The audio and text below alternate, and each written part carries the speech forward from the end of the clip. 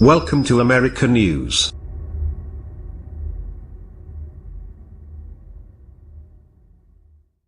President Donald Trump has finally started tweeting about the disaster in Puerto Rico, and his messages show that he, and we as a nation, still haven't digested the full implications of the post-Hurricane Maria situation. The underlying reality is that the political and economic model for the island just isn't working anymore, and the dream of Puerto Rican economic convergence has been laid to rest once and for all. That in turn says something bad about the rest of this country, namely how quickly we will give up on the possibility of transformational change. The traditional American dream is that the poorer parts of this country would, sooner or later, start catching up to the richer parts. The American South, after an extreme divergence, gained on the North after World War II. But Puerto Rico never made the same leap, and in relative terms has held roughly steady since 1970.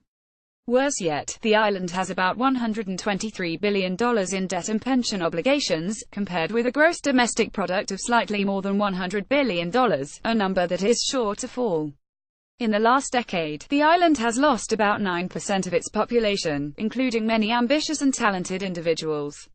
In the past 20 years, Puerto Rico's labor force shrank by about 20%, with the healthcare sector being especially hard hit. The population of children under 5 has fallen 37% since 2000, and Puerto Rico has more of its population over 60 than any U.S. state. Hurricane Maria has produced conditions unprecedented in recent American experience. Much of the island has no fresh water and no phone service, and the status of the food supply and its accessibility is uncertain. Restoring electricity will take months, the healthcare system isn't functioning, and a major dam may yet break, causing further dangerous flooding. Those developments will worsen the already dire long-term prospects for Puerto Rico. Tourism no longer exists after the storm, and presumably outside investment will decline in both the short and longer runs due to damaged infrastructure and the possibility that major storms are now more likely as the climate changes. Federal aid is being mobilized, but that won't even restore the pre-storm state, which was already fiscally insolvent. Nydia Velázquez, a representative from New York, will be requesting a one-year waiver from the Jones Act, a federal law that requires cargo shipments to Puerto Rico take place on U.S. vehicles. The act was originally intended to help the U.S. shipping industry, but it raises prices in Puerto Rico by raising costs. A one-year waiver is better than nothing, but it's sad we cannot repeal the Jones Act altogether, or at least permanently exempt Puerto Rico. It's a sign of how little we are willing to budge to solve what is a catastrophic problem for 3.4 million Americans. Statehood would have been Puerto Rico's best chance for economic growth. One of the wisest features of American policy after the revolution was the emphasis on rapid statehood, rather than territory status. When regions moved from territories to full-blown states, it provided a big boost to their per capita incomes. Puerto Rico never did the same, in part because its citizens voted not to, and in part because the mainland was reluctant to absorb a Hispanic territory.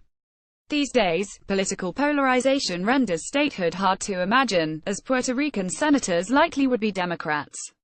Increasingly, it seems that many parts of the Western world might never catch up, including Greece, southern Italy, much of the Balkans and much of Latin America, in addition to Puerto Rico. One of the pleasing features of the 1990s, in retrospect a delusion, was the notion that proper policy and good multilateral institutions would bring most of the world into consistent, steady-state growth at a higher rate than what the wealthier countries could manage. Sending external aid for life support is a fundamentally different endeavor than seeking to restore and then boost sustainable growth. Are we really ready to write off Puerto Rico? That this story hasn't dominated the headlines unfortunately suggests the answer is yes. We're looking at a future where Puerto Rico has simply ceased to be an independently viable economic unit. In addition to the well-being of Puerto Ricans, at stake is what kind of nation the U.S. is going to be. Do we respond to major challenges, or run away from them? I expect to see American generosity toward Puerto Rico's storm recovery, but unfortunately very little engagement with this more fundamental question. Taylor Cowan is a Bloomberg View columnist. He is a professor of economics at George Mason University and writes for the blog Marginal Revolution. His books include The Complacent Class, The Self-Defeating Quest for the American Dream,